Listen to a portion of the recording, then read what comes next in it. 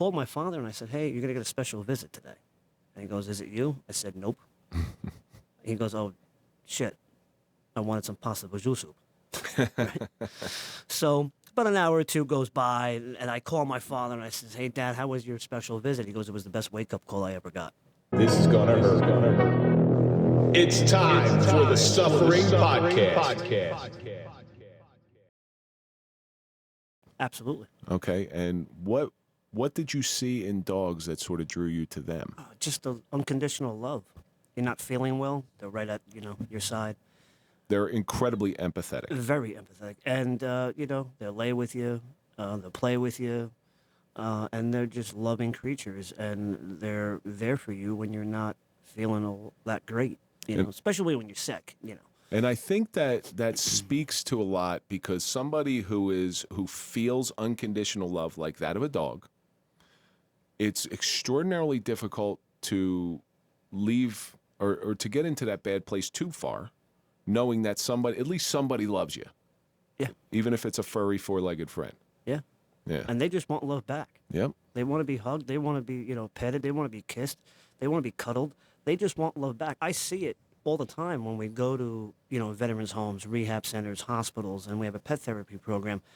And the residents there don't know my name, but they know the dog's name. Of course. And, you're funny you say that. So in my neighborhood, I couldn't tell you what the person down the street's name is, but I'll tell you the name of their dog. Exactly. Because I'm walking my dog over there, and you'll hear him call the dog's name. Yeah. And then you start knowing the dog, and that's kind of how everything just comes alive. But even when I'm working my day job, and I'm working in a particular area, there's always the same people walking their dogs. I know the dogs' names. I couldn't tell you what that person's name is. Same where I work, 5 days a week, Monday through Friday. I don't know these women and these men's names, but I know the dog's name, and I see them all the time throughout the course of the day. Mm-hmm. And I bring them treats. I bring them little poop bags, like toys, So I don't know the human beings' names, but I do know the dog's names. Well, conversely to that, I always tell my children this: never trust a person that a dog doesn't like. And conversely to that, never fully trust a person that doesn't like dogs. Exactly. And I don't know that seems to be a truism all across the board. Yeah. So you've had dogs growing up your whole life, and I just don't see the intersection of how the genesis. I see the intersection, but I don't see the genesis of the intersection where somebody said, hey, maybe dogs will be a good fit. For my company? Yeah, for veterans. So how it all started is that we were selling that house. We had kennels and stuff that we wanted to give away. My brother called someone that he knew. That woman called someone that she knew. And I met this guy, R.P. Cortez, right on LaSalle Avenue in Hasbrook Heights. And he was there to pick up the kennels. And he pulled up in his truck, and it said Canine Beethoven. And he and I started talking. And he was telling me that Beethoven is a therapy dog, goes to the Actors Guild nursing home in Hackensack, and he brings them here, there, and everywhere else. And I said, well, you know what? After 40 years of marriage... Not the same dog that the movie was about. No. No. After all these memories that were in this home, my mom's moving on, dad's in the nursing home. She doesn't know what the future holds. And we all grew up with dogs and had dogs our whole life. I said, would you mind bringing Beethoven into the house? Because mom's upset. She's stressed. She doesn't know what's going to go on after we sell the house. At that point, we did find her an apartment. And your mother just lost her husband. Well, my father passed in 2021. Okay. So this was 2020. All right. And so we brought Beethoven in, and Beethoven sat at her feet, and all my mother did was pet him. What did you can see the chain of the from the face go from sad to like happiness. And I always knew dogs can do amazing things. Right. And then he and I just became friends. And did you ever bring Beethoven over to see your father when he was in yes. the nursing home? So after that, Arpie and I became friends. And he says, I want to go visit your father. And at the time, it was January of 2020. There was an upper respiratory infection going on in that nursing home, which probably was COVID at the time. No one really knew. He says, but I'll make you a promise that your father will be the first person to meet Beethoven when I can get in there. I'm still going through the process of getting fingerprinted. Oh, so that's the, but there's the other thing too, because you had nursing homes. Well, you're right at the cusp of the lockdown. Yeah. Yeah. Yeah. So it was just the beginning stages of the lockdown. And so in February, he was able to get in there. And he called me up and he said, hey, Brian, where's your father? What unit? What room is he on? I gave him all that information. I said, unfortunately, I can't be there. But I called my father and I said, hey, you're going to get a special visit today. And he goes, is it you? I said, nope. He goes, oh, shit. I wanted some pasta bajou soup. Right? So about an hour or two goes by and I call my father and I said, hey, Dad, how was your special visit? He goes, it was the best wake-up call I ever got. And so my father was the first person to meet Beethoven, and that's when it just kind of like snowballed a little bit, and then he and I became friends and better friends. And Well, he had this company prior. yeah, he was just doing little things, like little therapy things here and there. It wasn't, really, he would just take the dog, take Beethoven to here, there, once in a while when he was able to. And he and I just started talking, and then we, partnered up with Bergen County Harley Davidson. We also partnered up with another guy, and it just became Operation Canine Beethoven, helping veterans one paw at a time. And so now we're at, 20 dogs that we've given away to veterans for completely free, no charge to them. And do those dogs need to go through any special training? Yeah, so we rescue our dogs. So we work with several rescues, and we rescue them off the streets, euthanasia, kill shelters. We, obviously get their health back. Whatever needs to be done, and then we check their temperament, and then we train them to become psychiatric service dogs. I got a buddy of mine, Charlie Cifarelli. I don't know if you ever heard of Star the New York Pit Bull. No. All right, so Star the New York Pit Bull. What New York used to do is they used to give dogs, strays or euthanasia dogs, to homeless people. So they give this pit bull mix to this guy named Lex Stankiewicz. I'll never forget his name. And he's out on the street one day. It's a pit bull. Okay, it does have pit bull in there. And pit bulls are great personal dogs. They're just not very social. Mm-hmm. That's the problem with them. So what had happened was he was having a seizure. He was a drug addict. He was having a seizure. Cops go up to render aid. Now, their job is to preserve life. Their job isn't to preserve animal life. It's to preserve life. And the dog won't let anybody near its owner. So you see this intersection of some tragedy that it's about to strike, right? They have to get to this person who's in medical distress. So the cops shoot the dog, and it's all on video. And the dog's name's Star. Yep. So the video is heartbreaking. It's gut-wrenching. They get to the guy. They save his life. The dog goes off, figuring the dog's dead. They shot it straight in the head. Dog goes off. A lot of bad press for the NYPD on that one, so they pretty much put the dog in witness protection. But Charlie, who was a New York kid living in Nebraska at the time, sees this. He always read the New York news, and he says, that dog's not dead. I'm telling you, that dog's not dead. And he's calling up New York. He's calling him up. No, the dog's dead. Dog's dead. Then he got them to say, well, the dog's not dead, but it's probably going to die. And then by the time they find out that the dog's alive, they won't tell anybody where the dog is, because whoever's going to have the dog, it's going to be a PR nightmare for the NYPD. He finds the dog, and how he finds the dog, because they posted a picture, and there was a DOT number on a truck, and he got it. So he figured out the area was from the DOT number on the truck. It's amazing. He goes, he finds it, he gets permission, he goes, meets the dog, and what this dog does to him is it pretty much saves his life. It pretty much awakens something in him. That's the power of a dog.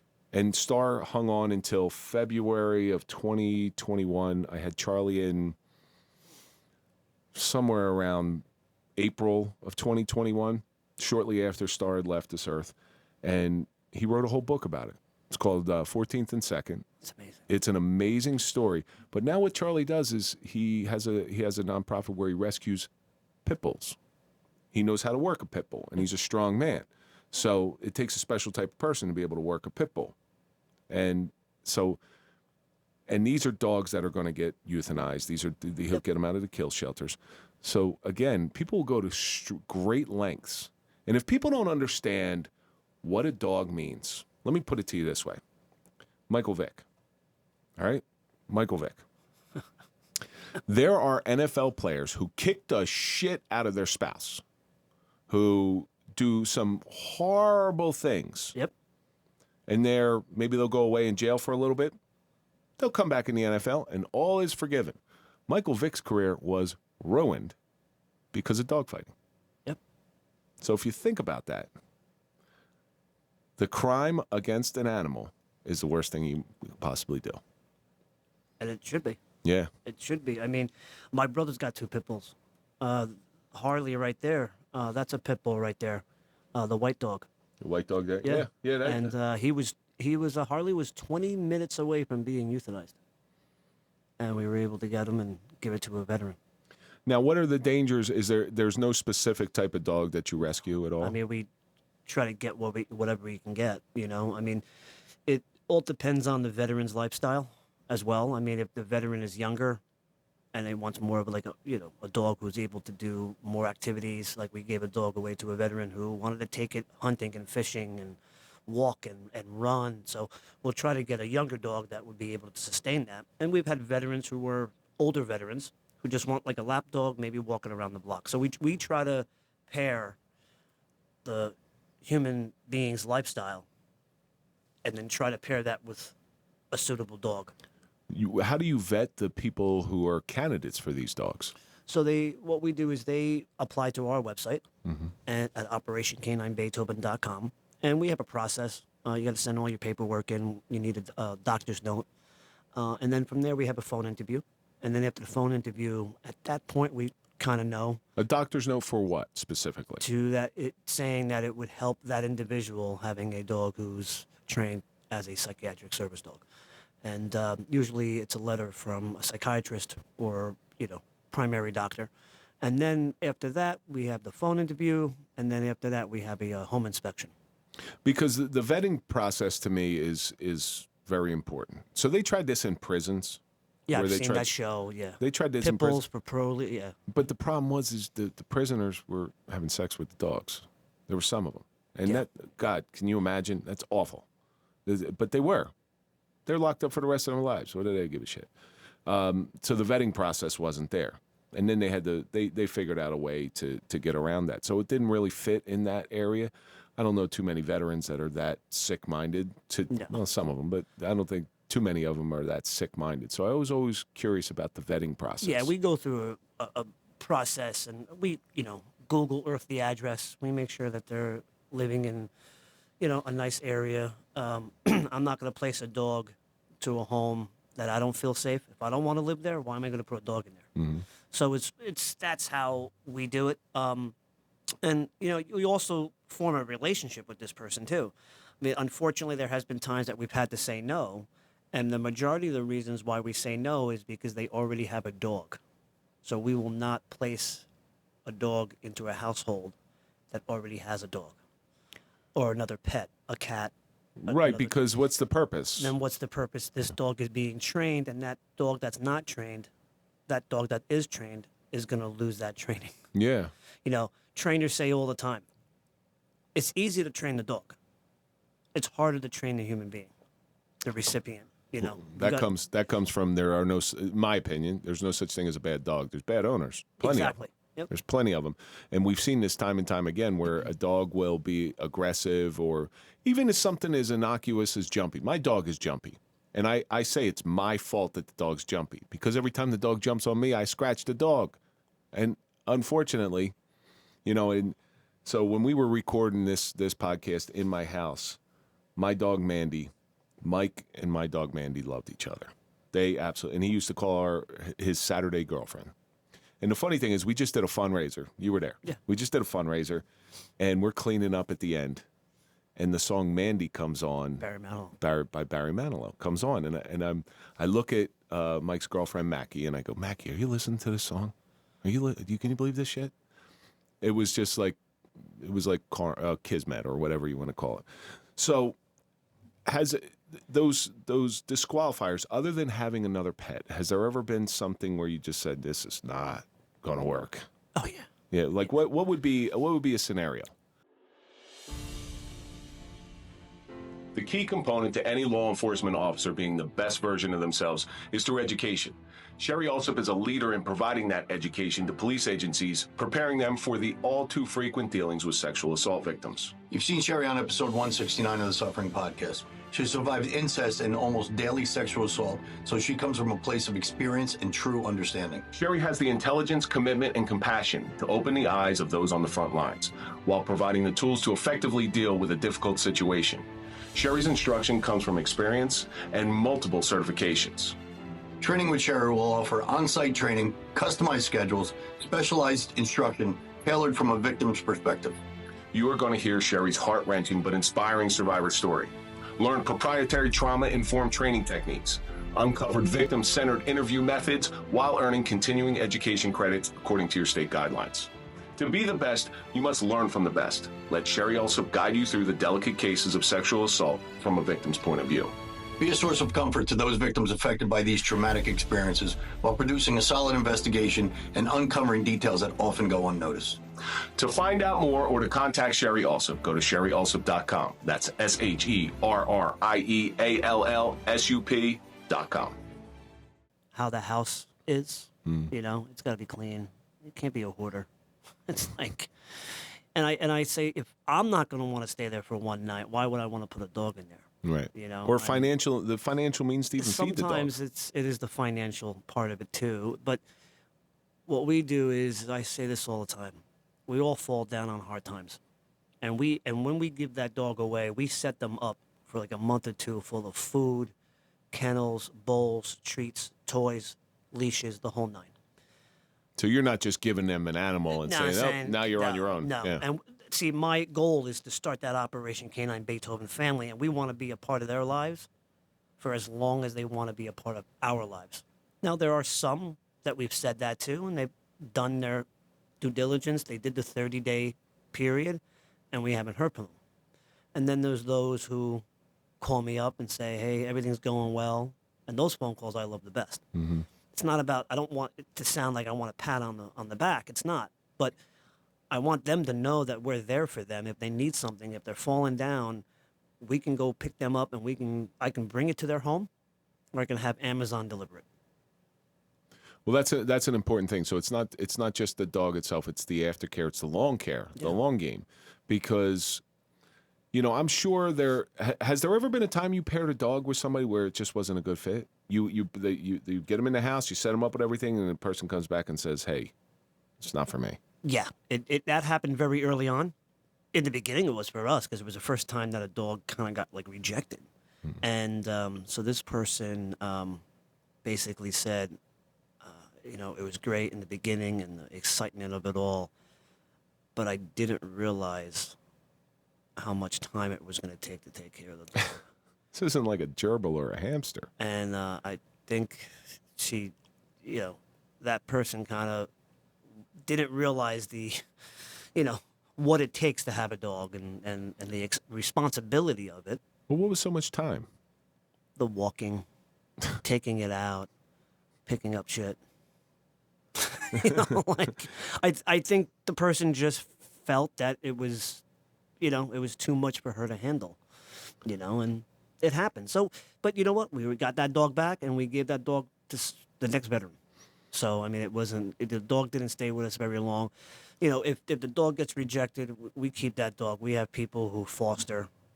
We work with several trainers. The hell with that foster and shit. I'm going to tell you right now. I don't think I could. I know people who do this. And I said, you're absolutely insane. You foster a dog. You fall in love with the dog. The dog becomes part of your family. And then you got to give it away? It's hard. Nope. I'll never do it. Nope. Like, you know, we just recently partnered with the Bergen County Animal Shelter. And I was able to finally get down there last week or two in Teterboro and just take a little tour and meet a dog, Clementine, who's going to be going to a veteran. And she started her training.